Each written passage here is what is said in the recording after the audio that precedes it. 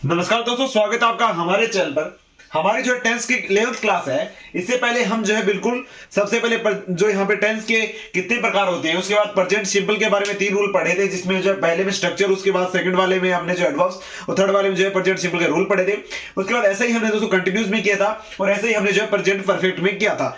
अब हमारा जो यहाँ पे दोस्तों प्रेजेंट टेंस का जो लास्ट भाग है, यानी जो प्रेजेंट परफेक्ट, यहाँ पे दोस्तों मैंने सी लिखा है, सी के आगे डॉट लगा दिया, यानी कंटिन्यूस, यानी प्रेजेंट परफेक्ट जो कंटिन्यूस है दोस्तों, वो यहाँ पे टेंस का चौथा पार्ट है। उसके बारे में सबसे पहले स्ट्रक्चर के बारे में, जैसा कि हम पहले टेंस में पढ़ते हैं, उसके बाद जो सेकंड वाला होगा आपका, उसमें एडवर्ब्स, और थर्ड वाला दोस्तों जो आपका होगा, उसमें जो है आपके इसके रूल्स पढ़ने वाले हैं। इसके बाद दोस्तों जैसे ही प्रेजेंट सिंपल के चारों पार्ट कंप्लीट हो गए, उसके बाद 4 जो है अपने एक्सरसाइजेस के सेशन जो है वीडियोस जो है आपको प्रोवाइड करवाऊंगा, क्योंकि जिसमें जो है पहले वीडियो में प्रेजेंट सिंपल, सेकंड में प्रेजेंट कंटिन्यूस, थर्ड में प्रेजेंट परफेक्ट और फोर्थ में जो है प्रेजेंट परफेक्ट कंटिन्यूस के बारे में जो यहाँ पे वाक्य जो है उनको बिल्कुल लगभग 10 से 15 वाक्य जो है बिल्कुल बना के जो है आपको बिल्कुल बताऊंगा कि इस हिसाब से ये रूल को अप्लाई कर सकते हो। तो सबसे पहले बिल्कुल मैं जो है एक्सरसाइजेस वो करवाऊंगा। तो हम जो है पहले बात कर लेते हैं प्रेजेंट परफेक्ट कंटीन्यूअस के स्ट्रक्चर की। स्ट्रक्चर की मैं बात करूं प्रेजेंट परफेक्ट कंटीन्यूअस के, तो दोस्तों इसका स्ट्रक्चर कुछ ऐसा होता है।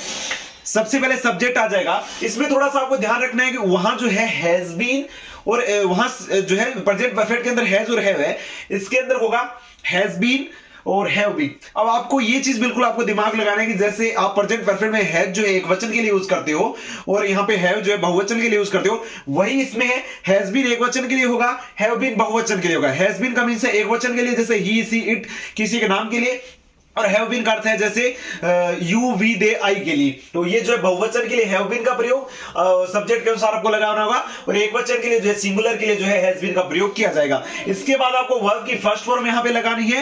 प्रेजेंट परफेक्ट में जो है आप यहां पे वर्ब की थर्ड फॉर्म लगा रहे थे, लेकिन प्रेजेंट परफेक्ट कंटीन्यूअस में जो आपको वर्ब की फर्स्ट फॉर्म लगानी है, उसके बाद आपको आईएनजी लगाना है साथ में वर्ब की फर्स्ट फॉर्म के।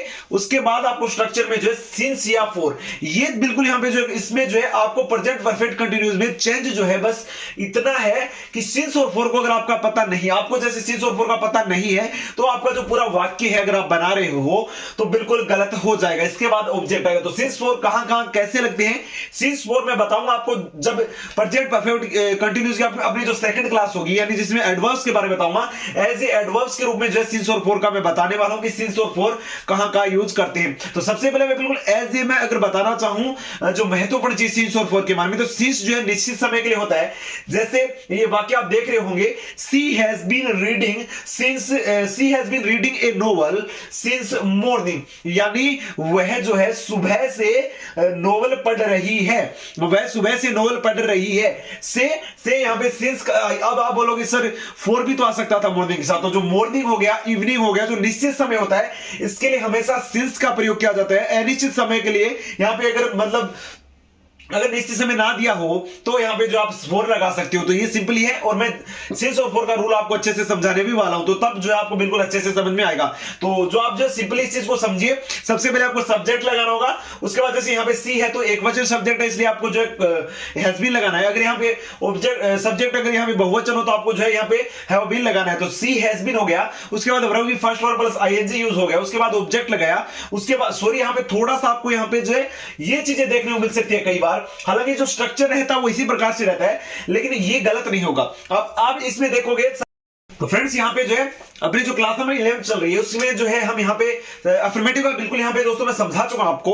अब जो है हम नेगेटिव के समझ रहे हैं। नेगेटिव में जो है आपका क्या रहेगा स्ट्रक्चर, उसके बारे में सबसे पहले जान लेते हैं। तो फ्रेंड्स नेगेटिव में जो है सबसे पहले आपका सब्जेक्ट आ जाएगा, उसके बाद हैज है और बीन आ जाएगा, हैज। और इसमें थोड़ा सा आपको दिमाग लगाना है कि यहां पे जो है अगर यहां पे आप subject plus has been plus not लगाओगे तो ये जो है बिल्कुल गलत हो जाएगा। यानी अब यहां पे थोड़ा सा दिमाग इसमें ये लगाना है। और जो यहां पे टेंसेस थे आपके, उसमें बिल्कुल नॉर्मल था कि हाँ भाई तीसरे नंबर पे नोट आएगा, और जो साइक्रिया थी क्योंकि छोटी थी, लेकिन इसमें थोड़ा सा आपको दिमाग लगाना होगा कि ये हैज बीन और हैव बीन है एक साथ, लेकिन अगर यहां पे सब्जेक्ट प्लस हैज बीन आ गया तो नोट जैसे ही रूल है थर्ड नंबर पे आएगा तो वो फोर्थ पे हो जाएगा। तो ऐसा नहीं होने वाला। इसमें जो है आपको स्ट्रक्चर यहां पे ये रखना होगा, सबसे पहले आपका सब्जेक्ट आ जाएगा, उसके बाद हैज या हैव, उसके बाद नोट वो सब्जेक्ट के अनुसार आएगी, उसके बाद बीन, उसके बाद ऑब्जेक्ट और उसके बाद यहां पे सिंस या फोर, यानी ऑब्जेक्ट के लास्ट में जो है आपका यहां पे सिंस या फोर आएगा। ये चीजें बिल्कुल आपको ध्यान में रखनी होगी कि आपको ये चीज बिल्कुल ध्यान में रखनी होगी कि हैज बीन, हैव बीन हालांकि सही क्रिया है पीपीसी यानी प्रेजेंट परफेक्ट कंटीन्यूअस में, लेकिन ये जो है जब नेगेटिव वाक्य में होगा तो बीन जो है अलग हो जाएगा, सब्जेक्ट प्लस हैज या हैव आएगा, उसके बाद थर्ड नंबर पे नोट आएगा, उसके बाद बीन आएगा। और उसके बाद इंटेरोगेटिव की मैं बात करूं तो इंटेरोगेटिव में भी कुछ ऐसा ही होगा, इंटेरोगेटिव में भी कुछ ऐसा ही होगा दोस्तों।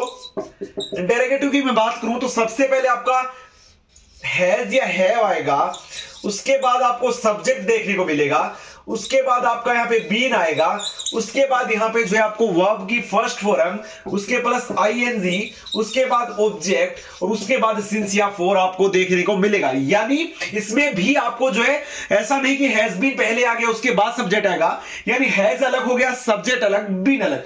अब ये तो हो गया इंटेरोगेटिव। मैं बिल्कुल आपको एक वाक्य जो है उसमें सारे प्रयोग करके भी बताने वाला हूं, तो बिल्कुल आपको जो है चिंता करने की जरूरत नहीं, अच्छे से समझाने वाला हूं। मैं बात करूं इंटेरोगेटिव तो ये हो गया, इसके बाद है इंटेरोगेटिव नेगेटिव। यानी इंटेरोगेटिव अगर नेगेटिव हो उसमें क्या होगा, तो सबसे पहले आपका हैज या हैव आ जाएगा, उसके बाद सब्जेक्ट आ जाएगा। अब यहां पे आपको दिमाग लगाना है कि यहां पे जो है नोट बिल्कुल हमेशा 3 नंबर पे आना चाहिए। ये अगर आपको पता होगा तो आपको बिल्कुल भी प्रॉब्लम नहीं होने वाली। उसके बाद नोट के बाद जो है यहां पे बीन आ जाएगा, उसके बाद वर्ब की first form plus ING plus object plus जो है सिंस या फोर, ये जो है आपका वाक्य का स्ट्रक्चर रहेगा। जैसे मैं बिल्कुल आपको एक वाक्य भी बना के दिखाता हूं जिसमें बिल्कुल आप जो है ध्यान से अच्छे तरीके से समझ पाओगे। जैसे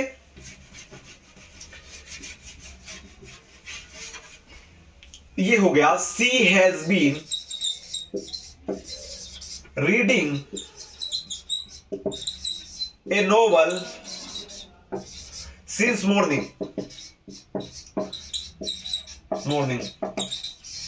इसमें सबसे पहले सब्जेक्ट आ गया, उसके बाद हैज बीन या have been according to subject, इसके बाद आपका वर्ब की फर्स्ट फॉर्म प्लस आईएनजी आ गया, उसके बाद ऑब्जेक्ट आ गया नोवेल, उसके बाद जो है टाइम आ गया सिंस, उसके बाद जो है सिंस के बाद जो सुबह का टाइम है तो मॉर्निंग, यहां पे मॉर्निंग के लिए सिंस का प्रयोग किया गया। इसके अलावा मैं बात करूं, ये तो साधारण का हो गया, लेकिन अगर यही वाक्य नकारात्मक हो कि वह सुबह से जो है नोवेल नहीं पढ़ रही है, तो यहां पे आपको जो है सबसे पहले सी हैज, उसके बाद जो है 3 नंबर पे नोट और उसके बाद आपका बीन आएगा, यानी she has not been reading a novel और सिंस मॉर्निंग। तो ये हो गया नेगेटिव। और उसके बाद अगर आपको यहां पे इसको इंटेरोगेटिव बनाना हो तो यहां पे जो है आपको लगाना है हैज सी बीन, यानी has she been reading a novel since morning. अगर आपको इसको इंटेरोगेटिव नेगेटिव बनाना है तो हैज सी, उसके बाद आ गया नोट थर्ड पे, उसके बाद आ गया बीन और उसके बाद यहां पे reading a novel since morning.